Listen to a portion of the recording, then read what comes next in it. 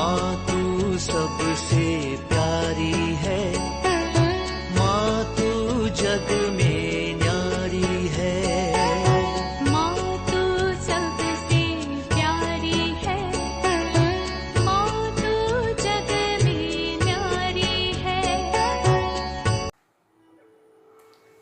पिता, पुत्र और पवित्र आत्मा के नाम पर आमीन। आप सबों को जय यीशु। हम लोग इस इतवार को खजूर इतवार के रूप में मनाया और उसके अंदर विशेष रूप से खजूर की डालियां हाथ में लेते हुए प्रभु का जय जयकार किया, होसन्ना गाए और उन आशीष किया हुआ डालियों को हम अपने घर लेकर के गए, वेदी पर रखें। एक आशीष का चिन्ह के रूप में हमारे घर में आज वो खजूर की डालियां हैं। साथ ही साथ कल हम लोगों ने मनन चिंतन किया, ईश्वर जिस प्रकार, ईसा मसीह जिस प्रकार यरूशलेम में प्रवेश कर सबसे पहले मंदिर को पवित्र करता हुआ मंदिर में बिक्री करने वालों को, लुटेरों को भगाते हैं और वो ईश्वर का जो घर, प्रार्थना का घर बनाए रखने का आग्रह किया। उसके अंदर हम लोगों ने मनन चिंतन किया, हमारा शरीर ईश्वर का मंदिर है, हमारे जीवन प्रभु का स्तुति आराधना करने का एक अवसर होना चाहिए। जीवन में हर समय प्रभु का मनन ध्यान करना, प्रभु को धन्यवाद करना, उनकी स्तुति करना, आराधना करना, प्रार्थना भक्ति का जीवन जीना और नशा व्यभिचार आदि के द्वारा ईश्वर के इस मंदिर, पवित्र मंदिर, अपने शरीर को जहां अपवित्र करते हैं, प्रभु उसको एक अच्छा पाप स्वीकार के द्वारा पवित्र करना चाहते हैं। इसलिए इस चालीसा काल में विशेषकर हम लोग पुण्य सप्ताह में प्रवेश किया है। एक अच्छा पाप स्वीकार के द्वारा हम लोग प्रभु के पास लौटना है, अपने को पवित्र करना है। प्रभु का मंदिर हमारा शरीर है। इस प्रकार हम प्रभु को अपने हृदय में राजाधिराज के रूप में स्वागत कर सकते हैं। एक और बात हम लोगों ने इन 2 क्लास में मनन चिंतन किया, ईसा मसीह का स्वागत एक विजयी राजा के रूप में यहूदियों ने किया था और यरूशलेम में जितने भी लोग इकट्ठे थे, बहुत भीड़ प्रभु का स्वागत में जुटा था, क्योंकि अनेकों लोग मसीह के विषय में सुना था, उनके कार्यकलापों के विषय में वे चर्चा करते थे। अनेकों लोग कभी देखा ही नहीं था, इसलिए वे सब इकट्ठे हुए, होसन्ना गीतों के द्वारा, नारा के द्वारा उनका स्वागत किया। होसन्ना शब्द इब्रानी शब्द होशियाना शब्द से लिया है। होसन्ना शब्द एक हिब्रू शब्द, इब्रानी शब्द होशियाना, जिसका अर्थ है हमारी रक्षा करो। अर्थात जो खजूर की डालियां लिए हुए प्रभु की ओर हाथ उठाते हुए, हाथ बढ़ाते हुए यही अनुरोध कर रहे थे, तू मसीह है, हमारी रक्षा कर। यहूदी लोग उस समय पर रोमन साम्राज्य के अधीन रह रहा था। उन सम्राटों के द्वारा यहूदियों के ऊपर जो अत्याचार चल रहा था, पीड़ाएं सहन कर रहे थे, इस कारण वे लोग चाहते थे ये मसीह आकर के हमारी रक्षा करेगा। ये एक और बात की ओर हमें इंगित करता है, वो घटना ईसा मसीह से करीब 300 साल पहले द ग्रेट अलेक्जेंडर, वो अनेकों राष्ट्रों पर विजय प्राप्त किया, अपने अधीन किया। केवल कहा जाता है 12 साल का कुछ वो राजा बना। उतने समय के अंदर वो अनेकों राष्ट्रों को अपने अधीन कर दिया था। और एक विशाल राष्ट्र की घटना किया। लेकिन उनके अचानक मृत्यु होते हैं और उसके बाद उनके जो विश्वस्त करीब 10 लोगों को देश का विभाजन कर करके राजा बना करके रखा, सम्राट बना कर रखा। ये अलेक्जेंडर द ग्रेट के मृत्यु के बाद उन लोगों ने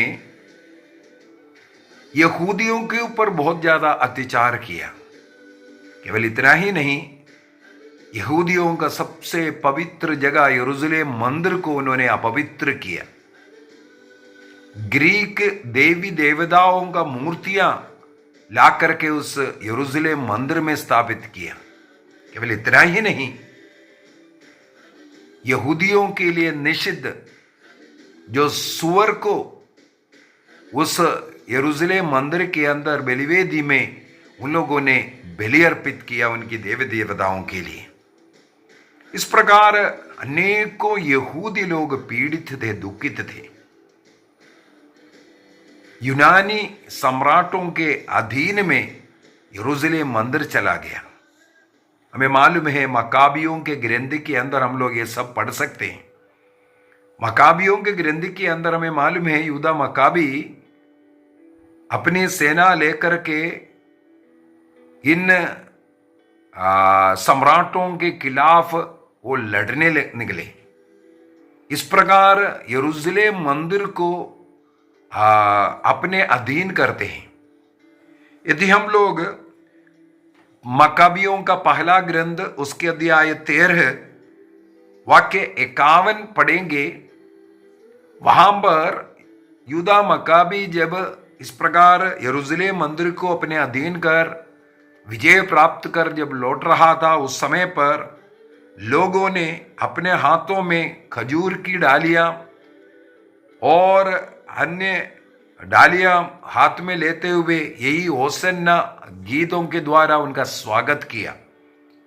जिस प्रकार मैंने पहले के क्लास में भी बताया था, जो विजयी राजा का स्वागत करने के लिए स्वागत जुलूस में ये इस प्रकार का कपड़ा सड़कों में बिछाना और खजूर की डालियां लेते हुए विजया जुलूस में भाग लेना, ये एक तरीका था।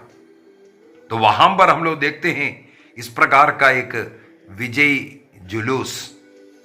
जिस प्रकार यूदा मकाबियों के नेतृत्व में यरूशलेम मंदिर को छुड़वाया और उन लोगों को इस प्रकार खुशियां दी, अब ईसा मसीह कार्य करेगा वे लोग सोचने लगे। रोमन सम्राटों के हाथों से उन्हें छुटकारा देने वाला है।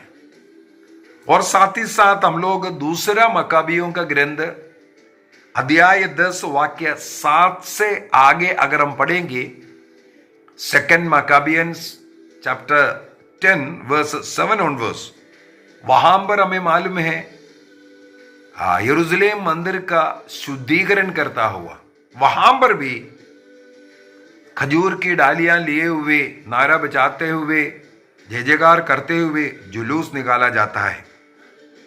तो ये दोनों बात पुराना विधान से ईसा मसीह के इस आगमन जन्म से करीब 100 साल पहले की घटना है, 100-150 साल पहले की घटना है।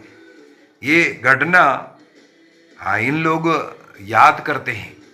ईसा मसीह को भी इसी प्रकार एक नेता के रूप में, एक सम्राट के रूप में, एक राजा के रूप में लोग देखने लगे। लेकिन हम लोग देखते हैं प्रभु का मंदिर के लिए प्रभु में कितना उत्साह था। उस मंदिर को जब अपवित्र पड़ा देखकर प्रभु ने कोड़े लिया। इस प्रकार का कार्य करने वालों के ऊपर कोड़ा बरसाने लगे। उनके वो बिजनेस वहां पर एक प्रकार का नष्ट किया। कई लोग इस पर खुश नहीं था, विशेषकर यहूदी जो पुरोहित लोग वर्ग है, क्योंकि उनका एक आमदनी था इसके द्वारा। वो उनका वो नष्ट हुआ, इस कारण मसीह का विरोध करने लगे। जो आज जय जयकार करने वाले लोग इसके बाद इन्हें क्रूस दंड दो, क्रूस दंड दो कह करके चिल्लाने के पीछे का कारण यह भी है, क्योंकि मसीह ने पिता के उस घर को प्रार्थना का घर कह करके उसे शुद्ध किया, शुद्धिकरण किया। अनेकों लोग इस प्रकार अपने को शुद्ध करना नहीं चाहते, पाप के जिंदगी को छोड़ना नहीं चाहते। यदि हम लोग नबी इसहाक का ग्रंथ उसके अध्याय 5 को पढ़ेंगे, वहां पर एक दाकबारी का गीत है। वहां पर लिखा हुआ है, मैं अपने मित्र की दाकबारी के विषय में अपने मित्र को एक गीत सुनाऊंगा बोल करके। वहां पर लिखा हुआ है वाक्य 2 में, उसने उसकी जमीन खुदवाई, इसमें से पत्थर निकाल दिए और उसमें बढ़िया दाखिलदा लगवाया। उसने उसके बीच में एक मीनार बनवाई और इसमें एक कोहलू भी खुदवाया। उसे अच्छी फसल की आशा थी। आखिरी में वचन में लिखा हुआ है, किंतु उसे कट्टे अंगूर ही मिले।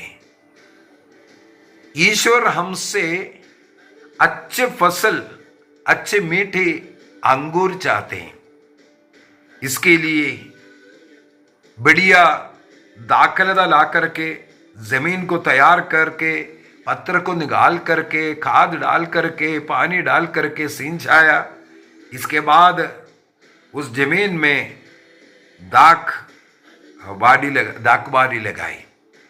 और आगे अगर हम पढ़ेंगे, उस दाकबारी में कोई पशु ना प्रवेश करे, इसलिए चारों तरफ उन लोगों ने बाड़ा बांधा था ताकि वो सुरक्षित रहे। ये सब करने के बाद इंतजार किया, लेकिन जब फसल आए वो अंगूर खट्टे निकले। तब वो प्रभु क्या कहते हैं, अब मैं तुम्हें बताऊंगा, वाक्य 5 आइज़ाया चैप्टर 5 वर्स 5 ऑनवर्स, अब मैं तुम्हें बताऊंगा कि अपनी दाखबारी का मैं क्या करूंगा। मैं उसका बाड़ा हटाऊंगा। सबसे पहला काम यही किया। जो प्रभु की आशा थी कि वहां मीठे अच्छे अंगूर आएगा। यदि वाक्य 7 में लिखा है, विश्वमंडल के प्रभु की यह दाकबारी इस्राएल का घराना है। जो चुने हुए लोग, वे ईश्वर का वो दाकबारी है। और इसके प्रिय पौधे यूदा के प्रजा है। हम लोग बपतिस्मा लेकर प्रभु यीशु मसीह के कलीसिया का भाग लिया। प्रभु हमसे कुछ आग्रह करते हैं, आशा रखते हैं। प्रभु को न्याय की आशा थी और भ्रष्टाचार दिखाई दिया। धार्मिकता की आशा थी, अधर्म के कारण हाहाकार सुनाई पड़ा। तो प्रभु आग्रह करते हैं हम न्याय करने वाला, ये धार्मिकता का जीवन जीने वाले बने। इसके विपरीत का अर्थ है कटे अंगूर दिख रहा है। तब प्रभु कहते हैं वाक्य 5 के अंदर, अब मैं तुम्हें बताऊंगा मैं इस दाखबारी का क्या करूंगा। सबसे पहले कहते मैं उसका बाड़ा हटाऊंगा, अर्थात सुरक्षा हटाऊंगा। यदि हम स्तोत्र ग्रंथ 125 वाक्य 1 से आगे पढ़ेंगे, वहां पर धर्मी के विषय में लिखा हुआ है। जिस प्रकार यरूशलेम पर्वतों से घिरा रहता है, अर्थात सुरक्षित रहता है। यरूशलेम नगर के चारों तरफ पहाड़ पर्वत उसको सुरक्षा का कारण है। उसी प्रकार धर्मियों के चारों तरफ ईश्वर का दूध का बाड़ा बांध करके सुरक्षा मिलता है। प्रभु स्वयं उस इस्राएल का सुरक्षा देता है, सुरक्षित रखता है। जिस प्रकार हम मसीह में आकर के बपतिस्मा लेकर मसीह में आया, हमारी सुरक्षा प्रभु स्वयं करता है। सक्रियस का ग्रंथ अध्याय 2 वाक्य 9 को अगर पढ़ेंगे, प्रभु स्वयं कहते हैं, मैं स्वयं उनके बीच में निवास करूंगा। ईश्वर हमारे बीच में निवास करने वाला ये माउस है, हमारे हृदय में, हमारे शरीर में, इसलिए ईश्वर का मंदिर है हम, और हमारे घर में हमारे साथ रहने वाला ईश्वर है। प्रभु कहते हैं, मैं स्वयं उनके बीच में उपस्थित रहूंगा और उनके चारों तरफ आग का बाड़ा बांध करके उन्हें सुरक्षा दूंगा। आग का दीवार बनने के विषय में प्रभु स्वयं कहते हैं। तो हमारे चारों तरफ प्रभु आग का दीवार बना कर दिया है। प्रभु कहते हैं, आज मैं उन बाड़ा हटाऊंगा, क्योंकि जो प्रभु का आग्रह था उस प्रकार का फल नहीं मिल रहा है। इसके बाद आगे कहते हैं, जब मैं बाड़ा हटाऊंगा पशु उसमें चरने आएंगे। ये पशु शैतान है। जब प्रभु का सुरक्षा हमारे साथ नहीं है, शैतान हमारे अंदर आता है, हमारे घर को बर्बाद करेगा। ये पशु, ये शैतान हमारे जीवन को बर्बाद करेगा। इसलिए संत पौलुस एफेसियों को लिखते हुए कहते हैं, अध्याय 4 एफेसियंस चैप्टर 4 वर्स 27, आप शैतान को अवसर नहीं दोगे। और पेत्रुस भी ये कहते हैं, 1 पीटर चैप्टर 5 वर्स 8 and 9, पेत्रुस का पहला पत्र अध्याय 5 वाक्य 8 और 9 में, आप संयम रखें। आपका शत्रु शैतान दहाड़ता हुआ सिंह की तरफ विचरते रहता है और ढूंढते रहता है किसे फाड़ का है, कौन से घर को, कौन से व्यक्ति को नष्ट कर दें, इसका मौका ढूंढ रहा है।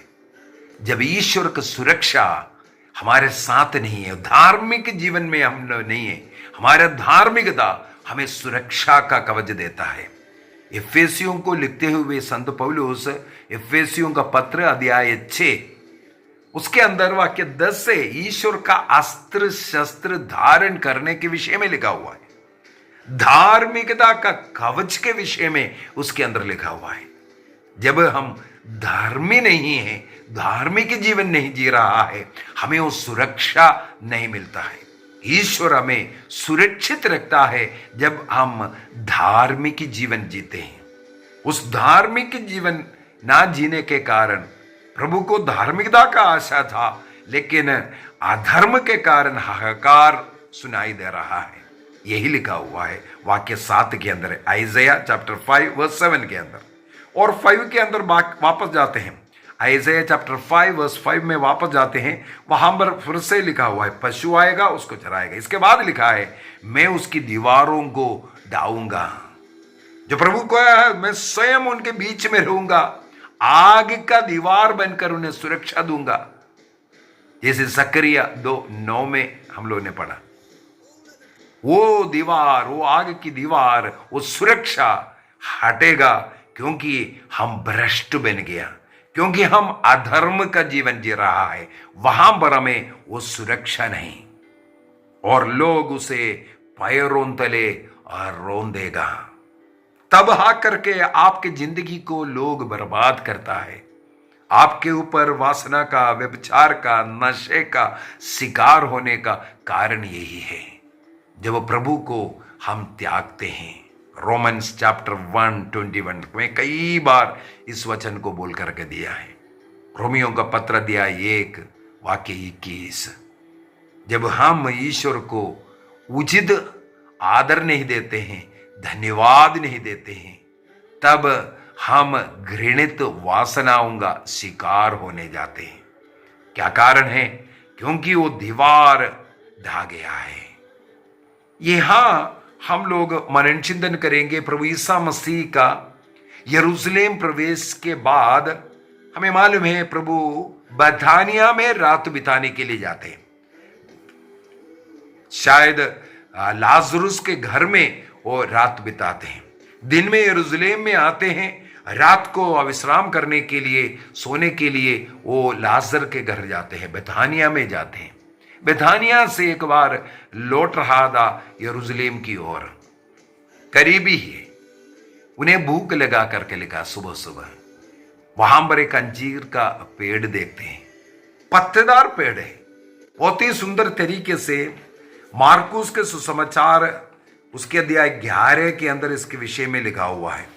मार्कुस अध्याय 11 के अंदर हम लोग वहां पर पढ़ते हैं, पत्तेदार दूसरे दिन वे बेथानिया से आ रहे थे तो यीशु को भूख लगी। मार्कुस चैप्टर 11 वर्स 12 ऑनवर्स। मार्कुस का सुसमाचार अध्याय 11 वाक्य 12 से आगे।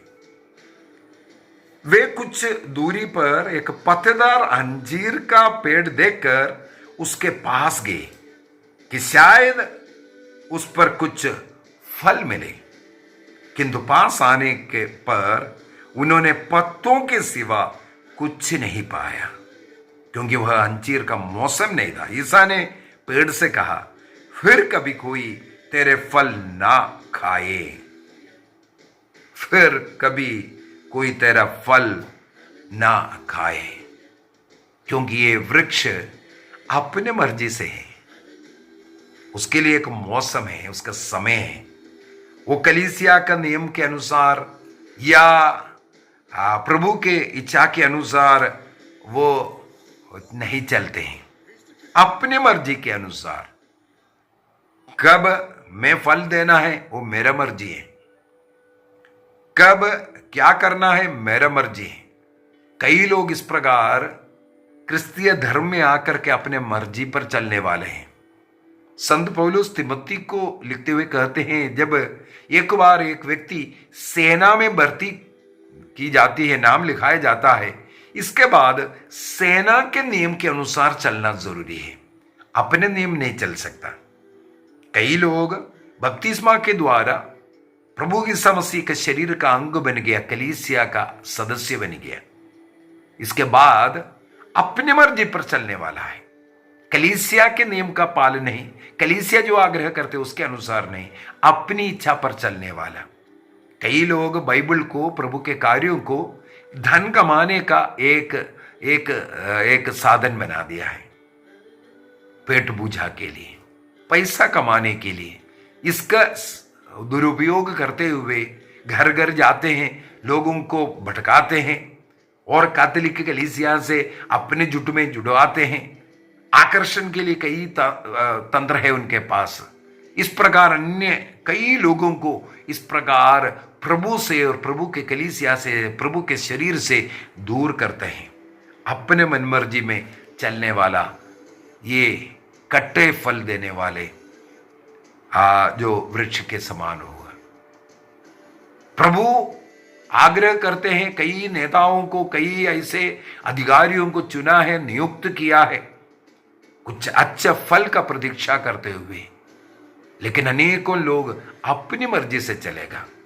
प्रभु के कार्य के लिए कई लोग कुनकुना है, कई लोग अपने पेट को देख करके, अपने को कमाने के लिए सांसारिकता में पढ़ करके लोग जी रहा है।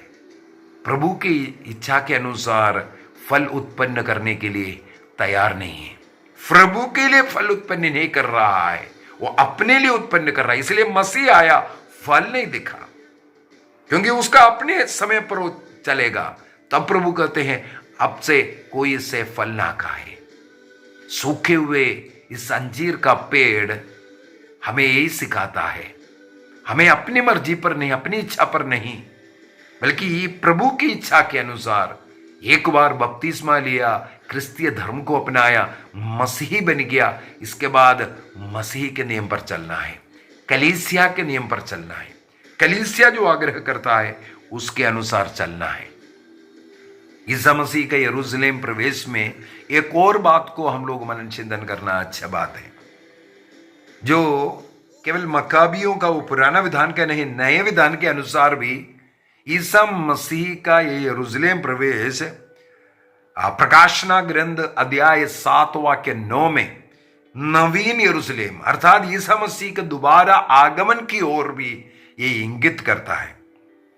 कई जो बाइबल पंडितों का मत है कि ईसा मसीह का यरूशलेम प्रवेश, ईसा मसीह का सेकंड कमिंग, दोबारा आगमन का लिए एक इशारा, और मंदिर में जाकर के मंदिर को शुद्धिकरण करना वो अंतिम न्याय का कार्य किया है।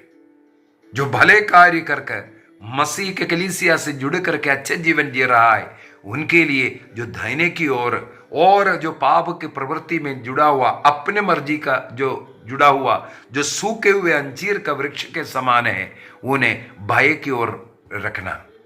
इस प्रकार अंतिम न्याय की ओर भी ये इशारा करते हैं। हमें आज ये निर्णय करना है।